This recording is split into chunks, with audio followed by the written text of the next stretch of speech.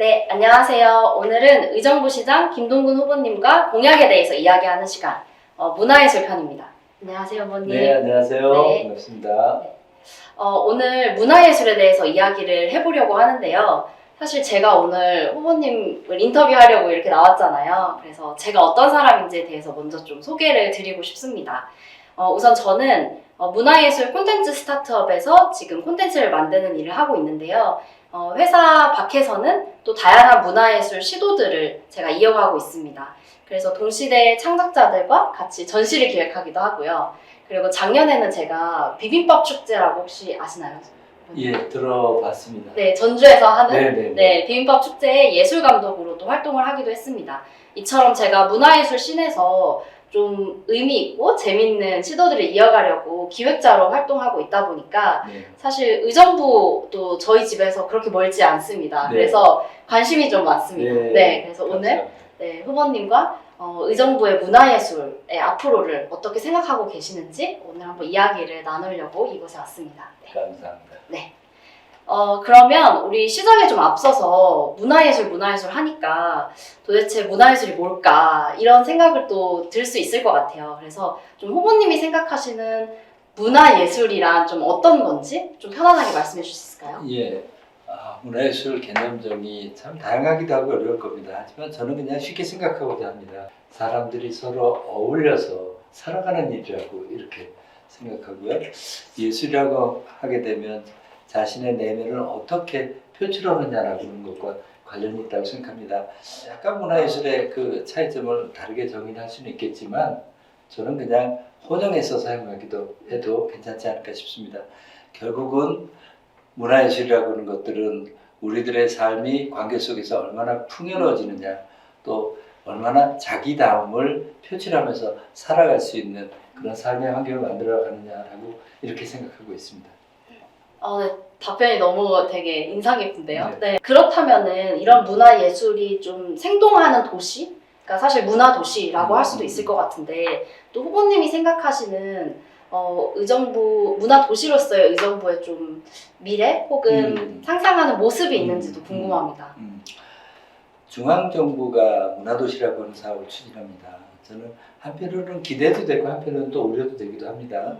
기대가 된다라고 하는 것은 중앙정부가 문화도시 사업을 통해서 지역에 문화 인프라를 많이 갖추는 계기가 된다라고 하는 측면에서 보면 또 문화에 관심을 갖도록 이렇게 하는 측면에서 보면 긍정적이라고 생각합니다. 근데 우려가 되는 것은 자칫 잘못하면 전국을 아주 비슷한 형태의 도시를 만들어가지 않을까라고 하는 걱정도 듭니다. 결국 그것을 극복해가는 방법은 각 도시가 도시의 자생을 어떻게, 자생적인 문화활동을 어떻게 활성화시키느냐 하는 것이죠. 그것이 되기 위해서는 우선 우리들의 일상생활 속에서 문화를 받아들이는 자연스러운 환경이 되어야 된다고 생각합니다. 예를 들면 시민 누구나 일주일에 한 번 정도는 문화예술 프로그램에도 좀 참여하고 한 달에 한 번 정도는 그래도 미술관 방문에도 좀 가고 두 달에 한 번 정도는 지역에서 있는 축제에도 좀 참여를 하고 이런 것들이 보편화됐으면 한다고 생각합니다.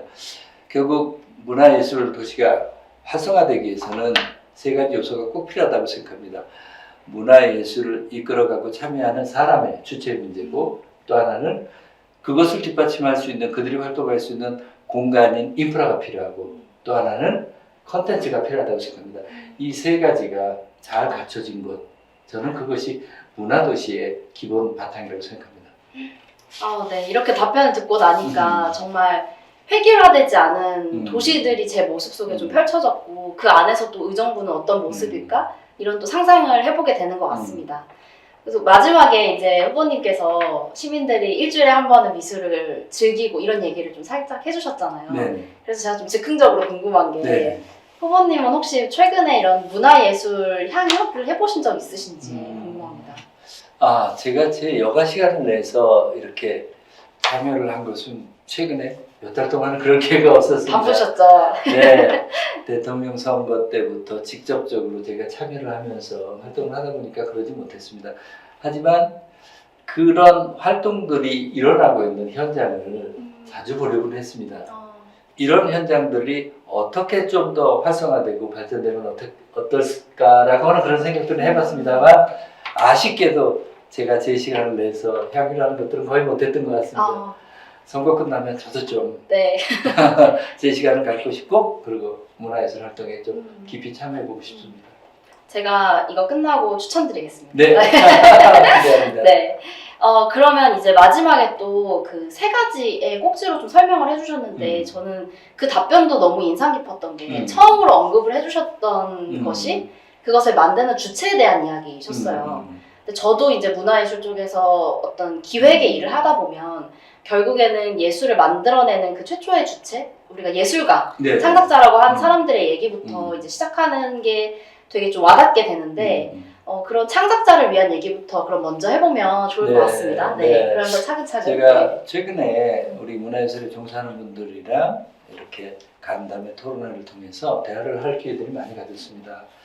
그런데 얘기를 들어보면서의 느낌은 우리들이 행정을 하면서 어떤 영역 사업을 하든지 어떤 사업을 하면서 예술가들의 인건비를 책정하는 데 있어서 굉장히 현실성이 떨어지는 것들이 너무 많더라고요. 우선 절대적인 금액의 부족함도 있겠지만 예를 들어서 성악가가 노래를 15분 와서 공연을 한다고 하면 15분에 대한 그 활동비의 개념을 생각을 하는데 그렇지는 않겠죠. 그 15분을 위해서 얼마나 많은 시간을 준비를 하고 또 자기를 더 발전시키기 위해서 얼마나 많은 노력을 해야 되고 그 앞뒤에 여러 가지 활동 같은 것들을 고려를 해서 저는 판단이 되어야 한다고 생각하는데 현실은 그렇지 못한 것들이 너무 많이 지켜져 가게 됩니다.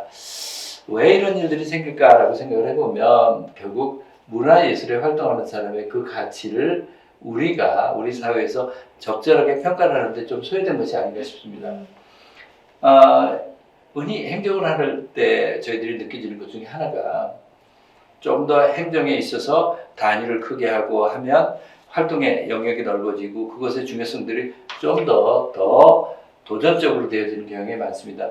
그런 측면에서 의정부의 현재 문화관광 과로 되어 있는 것을 관광을 떼어내고 문화예술과로 이렇게 새롭게 문화예술을 하나의 과 단위로 만들어서 좀 도전적이고 역동적인 이런 활동을 하게끔 그것이 좀 필요하지 않을까 하는 생각도 듭니다.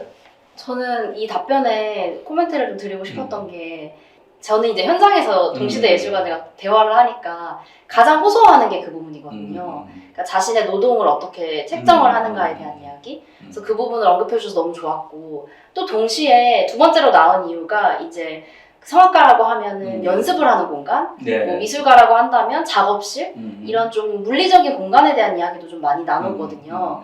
혹시 후보님께서도 좀 이런 쪽으로 생각해 보신 공약이 있으신지? 우선 물리적인 공간들 저는 문화예술을 향유한다라고 하는 측면에서 보면 어렸을 때부터 아이들이 문화예술에 직접적으로 접하는 기회를 많이 만들었으면 해서 어린이 문화예술 전용극장을 좀 만들었으면 하는 생각을 갖고 있습니다. 아이들이 인형극이든 아니면 아이들이 늘 일상적으로 문화예술을 접할 수 있는 그런 공간을 만들어서 어렸을 때부터 그것을 체화시켜가는 그런 것을 만들었으면 합니다. 그리고 또 문화예술 공간을 생각할 때 기존에 우리 공공기관이 갖고 있는 시설들을 어떻게 활용하느냐라고 하는 것에서 먼저 생각해 봐야 된다고 보여집니다. 예를 들어서 의정부에 예술의 전당이 있는데 일반 예술인들이 접근하기에는 대관료가 턱없이 비싼 면이 있습니다. 물론 이해되는 측면도 있습니다.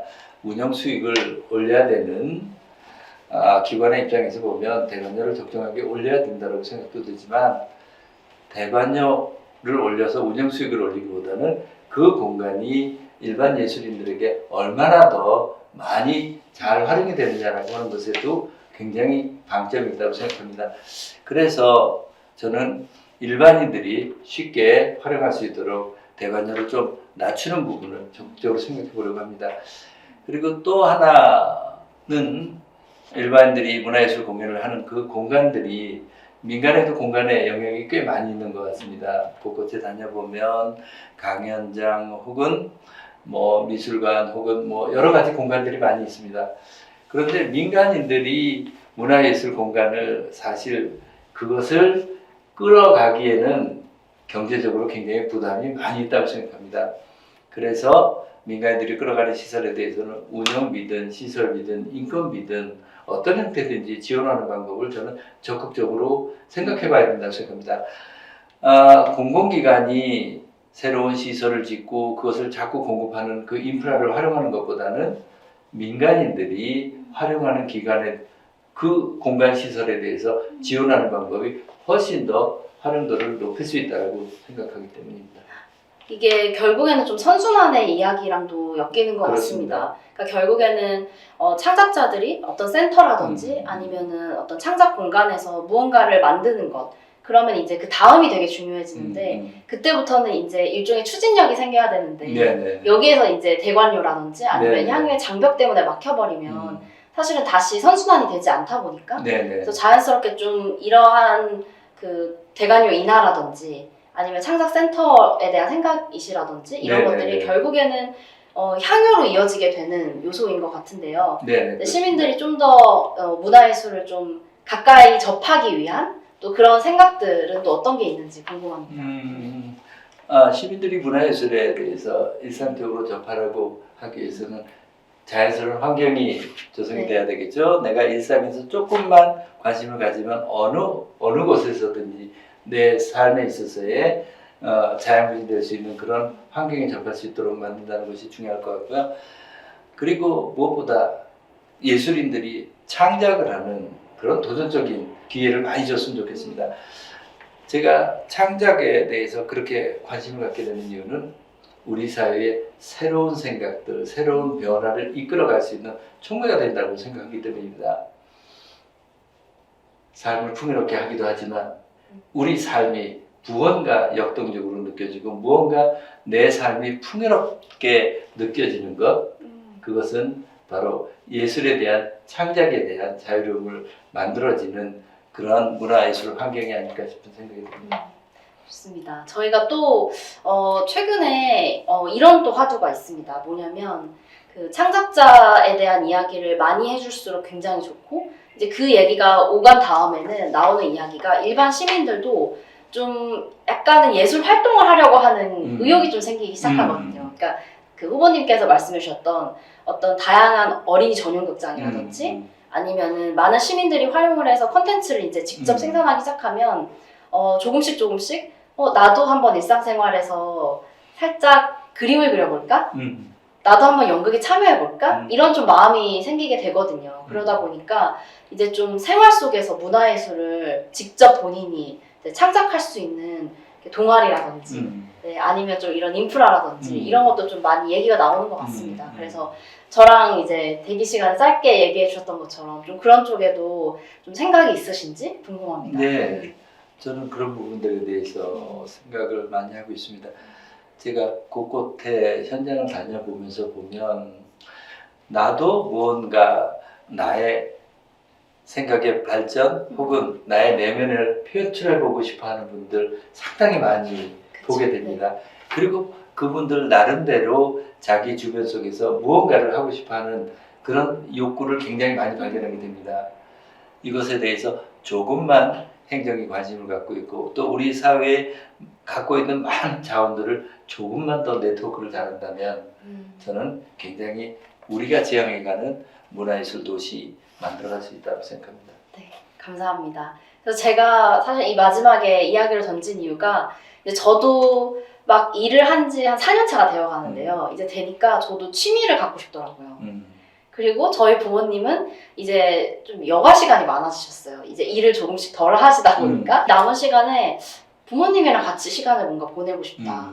따로따로가 아니고 뭐 같이 엄마랑 꽃꽂이를 한다거나 아버지랑 뭐 같이 그런 연극이나 춤 동아리 같은 걸 한다거나 그래서 그런 것들이 너무 이제 꼭 극장이나 이런 곳에서만 이루어지는 게 아니라 동사무소 아니면 이제 상가에 이렇게 남는 유휴공간 이런 곳에서도 좀 곳곳에 펼쳐지는 걸 제가 보다 보니까 의정부의 문화 도시의 모습도 시민들이 완전 이 걸어서 5분 거리 안에서 이런 재밌는 예술 활동을 하는 마지막에는 그게 생기 넘치는 모습이 아닐까 이렇게 생각을 해서 던져봤는데 이미 많이 생각을 하고 계셨고 또 저랑 이렇게 생각하는 꿈꾸는 모습도 같은 것 같아서 되게 인상 깊게 오늘 이야기를 잘 들었습니다. 네. 네, 감사합니다. 네, 감사합니다, 아버님. 그러면 오늘 문화예술 편에서 혹시 마지막으로 또 하실 말씀 있으신지 궁금합니다. 마지막 발언이라고 할까요? 어떤 도시, 어떤 지향하는 도시, 지향점을 가질까 하는 것들에 대해서 늘 생각을 합니다. 그 생각의 지향점의 끝은 우리들의 삶이 풍성해진다고 하는 것입니다. 그 풍성해지는 바탕은 문화예술 도시라고 생각합니다. 우리들의 꿈 꼭 실현해 갔으면 좋겠습니다. 네, 후보님 오늘 이야기 말씀 감사드립니다. 네. 감사합니다. 네.